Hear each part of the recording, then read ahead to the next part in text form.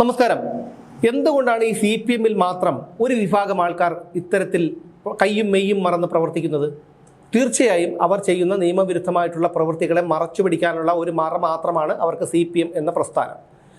എന്ത് തെമ്മാടിത്തരം ചെയ്താലും അണികളെ സംരക്ഷിക്കുന്ന ഒരു നിലപാടാണ് CPM-നുള്ളത്. അത് ശിശുപീഡനമായിക്കോട്ടെ, സ്ത്രീപീഡനമായിക്കോട്ടെ, മോഷണം, അഴിമതി, കൊലപാതകം, കൊള്ള, എന്തോ ആയിക്കോട്ടെ, അവിടെ എല്ലാം CPM ഇത് ചെയ്യുന്നവരെ ന്യായീകരിക്കുന്ന അല്ലെങ്കിൽ സംരക്ഷിക്കുന്ന ഒരു രീതിയാണ് അവലംബിച്ചു പോരുന്നത്.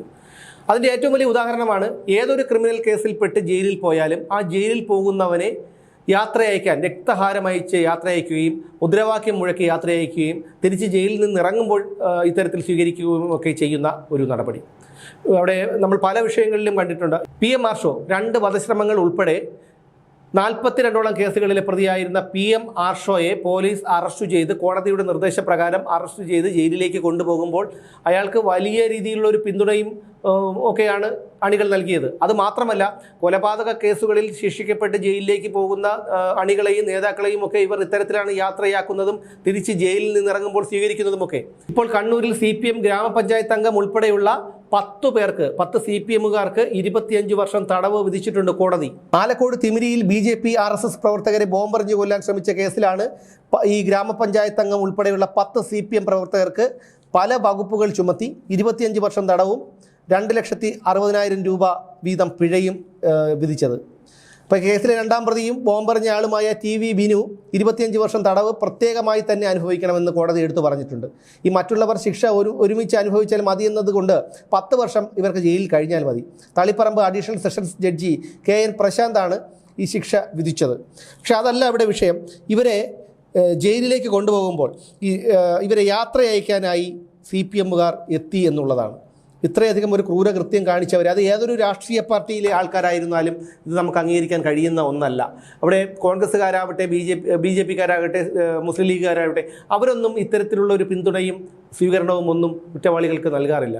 ഒരു പരിധി വരെ അവർ ഇത്തരക്കാരെ സംരക്ഷിക്കും എന്നുള്ളതല്ലാതെ അവരൊരിക്കലും ഒരു പരിധി വിട്ട് ഇത്തരക്കാരെ സംരക്ഷിക്കുന്ന, പരസ്യമായി സംരക്ഷിക്കുന്ന ഒരു നിലപാടെടുക്കില്ല.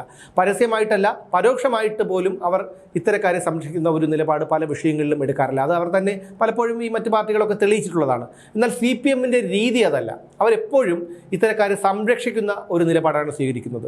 അതിലൂടെ അവർ ലക്ഷ്യമിടുന്നത് എന്തു ചെയ്താലും, നിങ്ങൾ എന്ത് കുറ്റകൃത്യങ്ങൾ ചെയ്താലും പാർട്ടി നിങ്ങളോടൊപ്പമുണ്ട് എന്ന് അണികൾക്ക് കൊടുക്കുന്ന ഒരു സന്ദേശമാണ് ഈ സ്വീകരിക്കലും ഈ യാത്രയയപ്പുമൊക്കെ. ഈ 10 പേരെയും ജയിലിലേക്ക് കൊണ്ടുപോകുമ്പോൾ മുദ്രാവാക്യം വിളികളോടെയാണ് അവരെ യാത്രയാക്കിയത്. ഈ ശിക്ഷ വിധിക്കുന്ന കോടതിയുടെ പുറത്ത് CPM പ്രവർത്തകരൊക്കെ വലിയ രീതിയിൽ തടിച്ചുകൂടിയിരുന്നു. ശിക്ഷ വിധിച്ച ശേഷം പ്രതികളെ CPM പ്രവർത്തകർ കോടതിക്ക് പുറത്ത് മുദ്രാവാക്യം വിളികളോടെ സ്വീകരിച്ചാണ് ജയിലിലേക്കുള്ള പോലീസ് വാഹനത്തിലേക്ക് ആനയിച്ചു കൊണ്ടുപോയത്.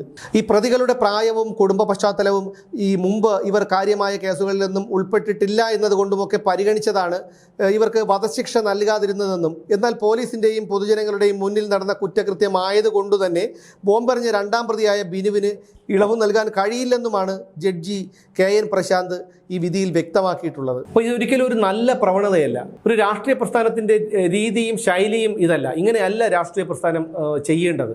അത് ഇത്തരക്കാരെ സംരക്ഷിക്കുന്ന ഒരു നിലപാട് ഒരിക്കലും സ്വീകരിക്കാൻ പാടില്ല. ഇവിടെ എല്ലാം ഇത്തരക്കാരെയൊക്കെ സംരക്ഷിച്ച് കൊണ്ടുപോകുമ്പോൾ, അവരെയൊക്കെ ജയിലിലേക്ക് കൊണ്ടുപോകുമ്പോൾ, ഇത്തരത്തിൽ യാത്ര അയക്കാനും തിരിച്ചിറങ്ങുമ്പോൾ അവരെ സ്വീകരിക്കാനും ഒക്കെ ചെയ്യുന്നത് മറ്റുള്ളവർക്ക് ഈ പാർട്ടിയിലേക്ക് ചേർന്ന് നിൽക്കാൻ, ക്രിമിനലുകൾക്ക് ഈ പാർട്ടിയിലേക്ക് ചേർന്ന് നിൽക്കാൻ അത് കൂടുതൽ പ്രചോദനം നൽകുന്നതാണ്.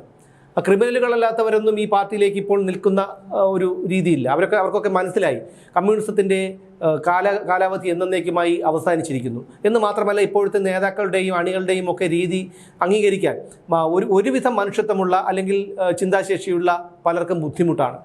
ഈ ശൈലി മാറ്റാതെ, ഈ ശൈലിയാണ് CPM-നെ ഇത്രയധികം പൊതുസമൂഹ മധ്യത്തിൽ അവഹേളിതരാക്കിയത്, അകറ്റി നിർത്തിയത്. ഇതിപ്പോഴും ഈ നേതാക്കളൊന്നും മനസ്സിലാക്കുന്നില്ല. ഈ നേതാക്കൾക്കൊക്കെ അവരുടേതായ അജണ്ടയുണ്ട്. ഈ അണികളെ ഇത്തരത്തിൽ ഇളക്കി വിട്ടാലേ, അല്ലെങ്കിൽ അണികൾ ചെയ്യുന്ന ഈ തെമ്മാടിത്തരങ്ങളെ ന്യായീകരിച്ചാൽ മാത്രമേ തങ്ങൾക്ക് നിലനിൽപ്പുള്ളൂ എന്നുള്ള കാര്യം ഈ നേതാക്കൾക്ക് നന്നായി അറിയാം. നേതാക്കളാകട്ടെ അവരൊക്കെ തലമുറകൾ കാല് നീട്ടിയിരുന്നുണ്ടാവുന്ന തരത്തിൽ അവർ സാമ്പത്തികം ഉണ്ടാക്കി വെച്ചിട്ടുണ്ട്. ഈ ജയിലിൽ പോകുന്നവരൊക്കെ ഈ പറയുന്ന സാധാരണ കുടുംബങ്ങളിലെ അംഗങ്ങൾ മാത്രമാണ്. അവർക്കൊക്കെ ഏതെങ്കിലും പമ്പ് ഹൗസിലോ അല്ലെങ്കിൽ ഏതെങ്കിലും CPM നിയന്ത്രണത്തിലുള്ള ഏതെങ്കിലും സഹകരണ ബാങ്കിൽ ചെറിയ ജോലിയോ ഒക്കെ കൊടുത്ത് അവരെ അവിടെ തളച്ചിടുകയാണ്. അപ്പോൾ അവർക്ക് തീർച്ചയായും ഈ പാർട്ടി പറയുന്ന കാര്യങ്ങൾ ചെയ്യേണ്ടി വരും, കൊലകൾ ചെയ്യേണ്ടി വരും. നഷ്ടപ്പെടുന്നത് അവരുടെ കുടുംബത്തിന് മാത്രമാണ്.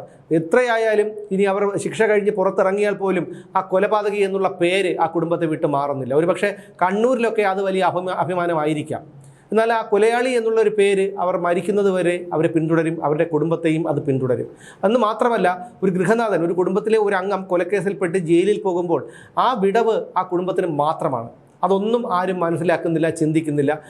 ഇതൊക്കെ മുതലാക്കാനാണ് CPM ശ്രമിച്ചുകൊണ്ടിരിക്കുന്നത്. ഈ പ്രവണതയ്ക്ക് എന്നൊരു മാറ്റം വരുമോ അന്ന് മാത്രമേ ഇതുപോലെയുള്ള താഴെത്തട്ടിൽ നിന്നുള്ള കാര്യങ്ങൾക്കൊക്കെ ഒരു മാറ്റം വരുത്തിയാൽ മാത്രമേ CPM ഇനി കുറച്ചു കാലമെങ്കിലും ഇവിടെ പിടിച്ചു നിൽക്കാൻ കഴിയൂ.